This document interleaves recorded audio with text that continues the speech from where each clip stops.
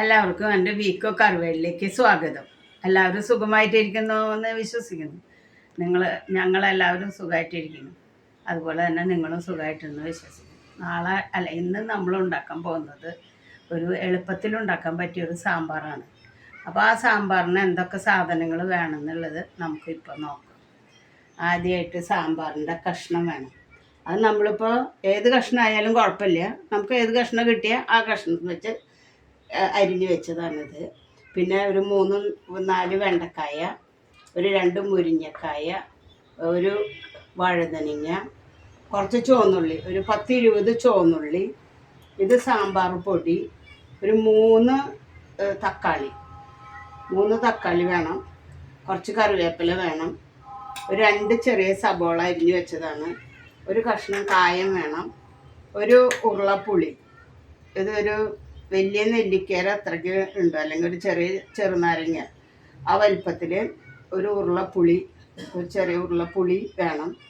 പിന്നെ ഒരു ഗ്ലാസ് പരിപ്പ്, പിന്നെ താളിക്കുന്ന നേരത്ത് നമുക്ക് ഇത്തിരി ഉലുവ വേണം, 1/2 സ്പൂൺ ഉലുവ, പിന്നെ മുളക് പൊടി 2 ടീസ്പൂണ്, മഞ്ഞൾപ്പൊടി 1/2 ടീസ്പൂൺ.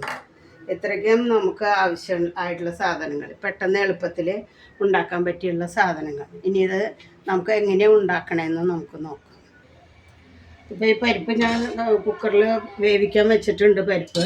പരിപ്പ് വേവുന്ന നേരം കൊണ്ട് നമുക്ക് പച്ചക്കറി വേവിക്കാം. ഇതൊക്കെ കഴുകി വെച്ചിട്ടുള്ളതാണ്. ഈ പച്ചക്കറി, ഈ എല്ലാ തരം പച്ചക്കറി ഉണ്ട്, അത് ഇട്ടു. പിന്നെ സബോള അരിഞ്ഞത് ഇട്ടു.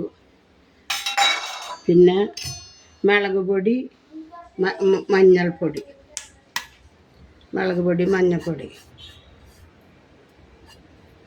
അതിട്ടു. ഇനി കുറച്ച്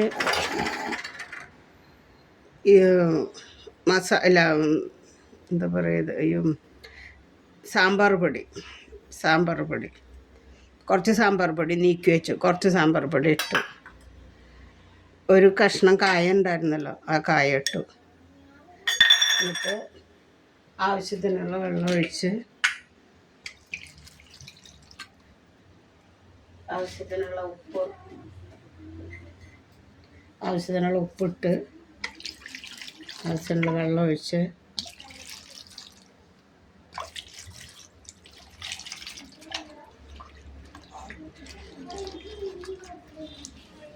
സാമ്പാറിൻ്റെ ആ പരിപ്പ് ആവണ നേരം കൊണ്ട് നമുക്ക് ഈ കഷ്ണം വേവിച്ചെടുക്കാം.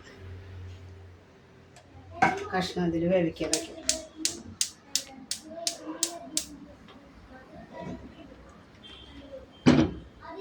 കഷ്ണം വേവട്ടെ. അത് ഇനി നമുക്ക് നോക്കാം, എന്തോന്ന് നോക്കാം. നമുക്ക് കഷ്ണങ്ങൾ, വെണ്ടക്കായും വഴുതനങ്ങയും പിന്നെ മുരിങ്ങക്കായും ഒന്നും ഇതിലിട്ടിട്ടില്ല കേട്ടോ. അത് വേഗം വേവുന്ന കഷ്ണമായ കാരണം കൊണ്ട് അത് ഇതിലിട്ടിട്ടില്ല. ഈ കഷ്ണങ്ങളൊക്കെ വെന്തു. ഇനി നമുക്ക് വേണ്ടത് എന്തിട്ടാന്ന് വെച്ചിട്ടുണ്ടെങ്കിൽ കുറച്ച് കറിവേപ്പില ഇടണം.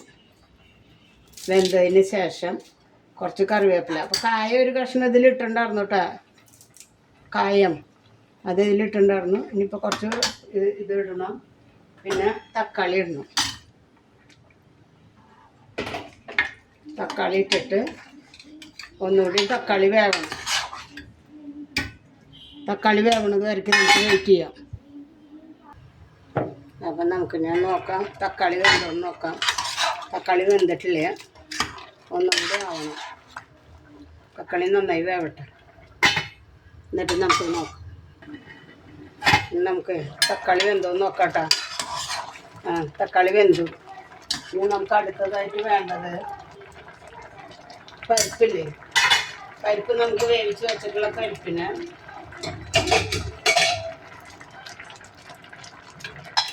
അതേ കൂടെ വേത്തണം. പരിപ്പ് എളുപ്പം കഴിയുന്ന സാമ്പാറാട്ടോ അത്.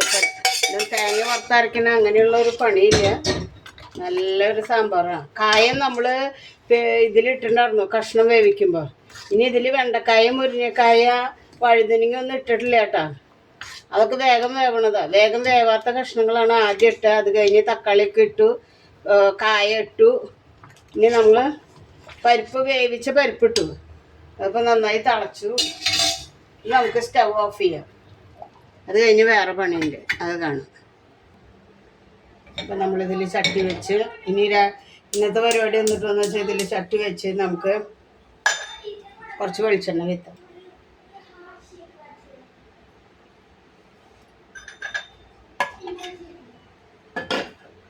വെളിച്ചെണ്ണ ചൂടായി കഴിഞ്ഞാൽ പിന്നെ കടുക് വേണം.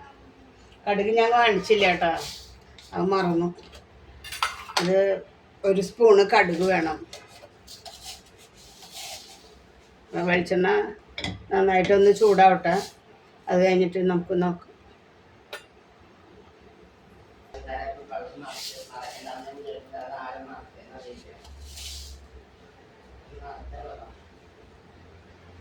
ഇനിയിപ്പോൾ വെള്ളം എന്താ ചീഞ്ഞിട്ട് കഴിഞ്ഞു.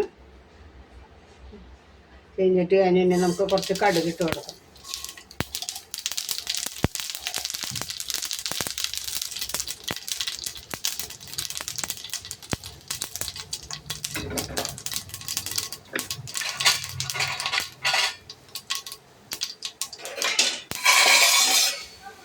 കടുക് പൊട്ടി കഴിഞ്ഞാൽ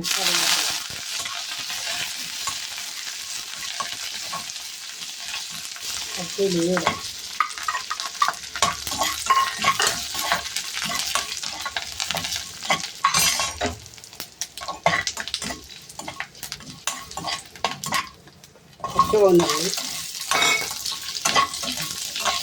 ചുവന്നുള്ളി ഇട്ടിട്ട് നന്നായിട്ട് വഴറ്റണം. പിന്നെ വഴുതനങ്ങ, മുരിങ്ങക്കായ, വെണ്ടക്കായ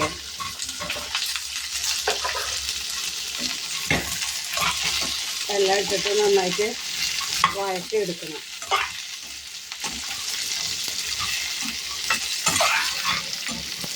ഇത് വേഗം വേവുള്ള കഷ്ണമായി കാരണം കൊണ്ട് ഞാൻ അതിലിടാഞ്ഞത്. ഇതിങ്ങനെ വഴറ്റി പെട്ടെന്ന് വേവ്. മറ്റുള്ള കഷ്ണങ്ങൾ ആദ്യം വേവിച്ചു. തക്കാളിയും പിന്നെ സാമ്പാർ പൊടി, മുളക് പൊടി, മഞ്ഞൾപ്പൊടി ഒക്കെ അതിലിട്ടിട്ട് കറിവേപ്പിലൊക്കെ ലാസ്റ്റ് ഇട്ട് അത് വേവിച്ച്, കായം 1 കഷ്ണം അതൊക്കെ ഇട്ടിട്ട് ആ കഷ്ണങ്ങളിൽ വേവിച്ചു.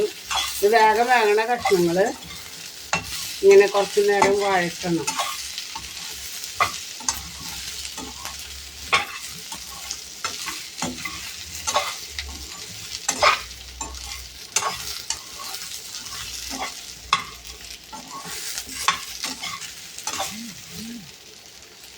കുറച്ച് നേരം വഴറ്റിട്ട് കുറച്ച് വെള്ളം ഒഴിച്ച്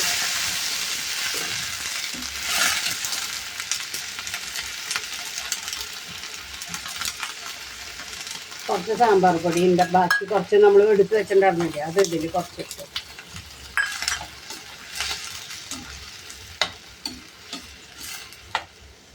ഇതിന് കുറച്ച് നേരം വേവാൻ വിടണം. നമ്മൾ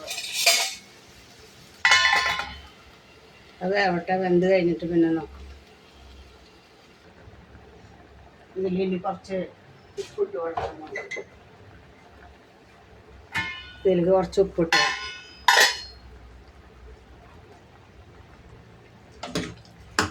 ഉപ്പ് ഇതിൽ പിടിക്കണമെങ്കിൽ ഇതിൽ ഉപ്പിടണം. ഇതൊന്ന് വേവണത് വരയ്ക്ക് വെയിറ്റ് ചെയ്യാം നമുക്ക്.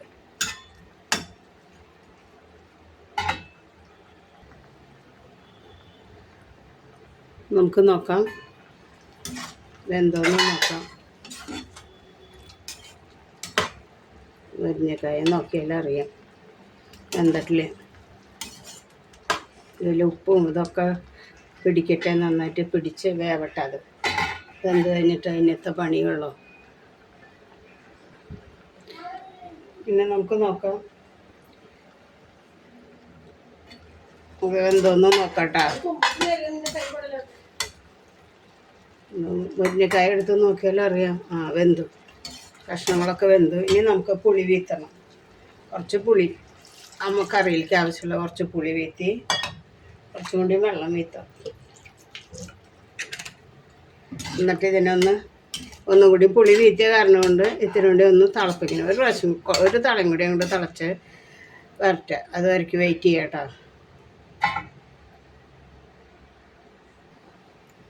ഇനി നമുക്ക് നോക്കാം, അത് തിളച്ചൊന്ന് നോക്കാം. നന്നായിട്ട് തിളച്ചു. ഇതിന് നമുക്ക് ഇവിടെ ഇറക്കി വെച്ചിട്ട് നമ്മുടെ കൂട്ടാൻ ഇങ്ങോട്ട് വയ്ക്കാം. ഇത് വെന്തിരിക്കുന്നതാണല്ലോ. ഇതിലിനി ഈ തിളപ്പച്ചതും കൂടി അങ്ങോട്ട് വേത്താം. ഇതിനിപ്പോൾ താളിക്കേണ്ട ആവശ്യമൊന്നുമില്ല. താളിക്കലും എല്ലാം കഴിഞ്ഞു. എളുപ്പത്തിൽ നല്ല ടേസ്റ്റി ആയിട്ടുള്ളൊരു കറി കേട്ടത്. ആ മുരിങ്ങക്കായും വെണ്ടക്കായും വഴുതനങ്ങയും ഒക്കെ തിന്നാനായിട്ട് നല്ല ടേസ്റ്റായിരിക്കും. അതുപോലെ തന്നെ ഈ കറി നിങ്ങൾ വെച്ച് നോക്കണം. വെച്ച് നോക്കിയിട്ട് ഇഷ്ടമായെങ്കിൽ അറിയിക്കണം കേട്ടോ. നല്ല ടേസ്റ്റുള്ള സാമ്പാറാണ്. ഉമ്മണി പണിയൊന്നുമില്ല. എല്ലാം കൂടി കൂട്ടി കലക്കി അങ്ങോട്ട് അത് വേഗം വേവാത്ത കഷ്ണങ്ങൾ ആദ്യം അങ്ങോട്ട് വേവിക്കുക. ഇത്തിരി കായം ഇത്തിരി സാമ്പാർ പൊടിയും ഒക്കെ ഇട്ടിട്ട് അങ്ങോട്ട് വേവിക്കുക. അത് കഴിഞ്ഞതിന് ശേഷം പരിപ്പ് വേവിച്ചത് അതിൽ ചേർക്കുക. അത് കഴിഞ്ഞിട്ട് ഈ വഴുതനങ്ങ വെണ്ടക്കായ മുരിങ്ങക്കായ കടുക് പൊട്ടിച്ച് കടുക് ഇത് ഉലുവ എല്ലാം പൊട്ടിച്ചിട്ട് കറിവേപ്പിലൊക്കെ ഇട്ട് പൊട്ടിച്ചതിന് ശേഷം വഴുതനങ്ങയും വെണ്ടക്കായും പിന്നെ വെണ്ടക്കായ വഴുതനങ്ങ മുരിങ്ങക്കായ അതൊക്കെ കൂടി ഇട്ടിട്ട് വഴറ്റി പുളിവെള്ളം വീത്തി തിളപ്പിച്ച് പോരാത്ത വെള്ളം കൊണ്ടുണ്ടെങ്കിൽ കുറച്ചും കൂടി വീത്തണമെങ്കിൽ വെള്ളം വീത്തി തിളപ്പിച്ച് നമ്മൾ വേവിച്ച് വെച്ചിരിക്കുന്ന കഷ്ണത്തിലേക്ക് അങ്ങോട്ട് വീത്താം. അത് വീത്തി കഴിഞ്ഞാൽ ഇതിൻ്റെ പണി കഴിഞ്ഞു. ഒരു അങ്ങോട്ട് തിളച്ച് കഴിഞ്ഞാൽ നമുക്ക് സ്റ്റവ് ഓഫാക്കാം. നല്ല അടിപൊളി സാമ്പാറാണ് കേട്ടോ. നല്ല സാമ്പാർ. അത് സാമ്പാർ പൊടി ഇട്ടിട്ട് ഉണ്ടാക്കുന്ന സാമ്പാർ. ഇനി വറുത്തരച്ച് വെക്കുന്ന സാമ്പാറുണ്ട്. അത് ഞാൻ ഇനി ഒരു ദിവസം കാട്ടാട്ടോ. ഇത് നല്ല ടേസ്റ്റാണ്. സാമ്പാർ പൊടി ഇട്ടാലും നമ്മൾ ഒരു കഷ്ണം കഷ്ണം വേവിക്കുമ്പോൾ ഇടണം കായം. അതുപോലെ തന്നെ സാമ്പാർ പൊടി കുറച്ച് സാമ്പാർ പൊടി നീക്കി വെച്ചിട്ട് അവസാനം വഴട്ടണേലും കുറച്ച് സാമ്പാർ പൊടി ഇടണം. ഉപ്പൊക്കെ ഇട്ട് ഇപ്പോൾ ഒരു തിളച്ച് കഴിഞ്ഞാൽ ഈ സാമ്പാറിൻ്റെ പണി കഴിഞ്ഞു. എല്ലാവരും ചെയ്ത് നോക്കണം. സബ്സ്ക്രൈബ് എന്തൊക്കെ ചെയ്യാനുള്ളതൊക്കെ ചെയ്യണം. സഹായിക്കണം. എല്ലാവർക്കും ഇഷ്ടമാവും. ഞാനിപ്പോൾ ഇതിൽ ഉപ്പ് നോക്കട്ടെ.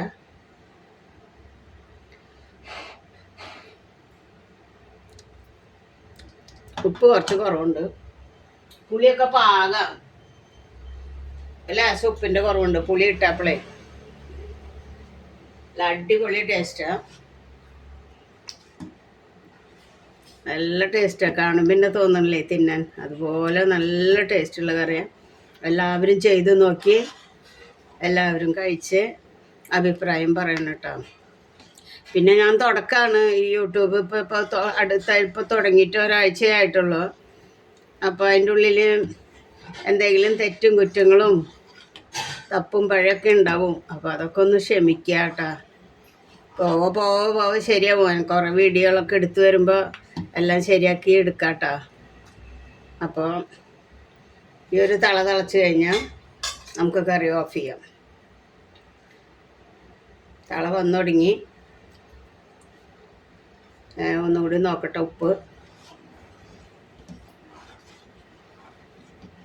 എന്തുണ്ടെങ്കിലും ഇതിൻ്റെ അഭിപ്രായം ഒന്നറിഞ്ഞാൽ കൊള്ളാട്ടോ.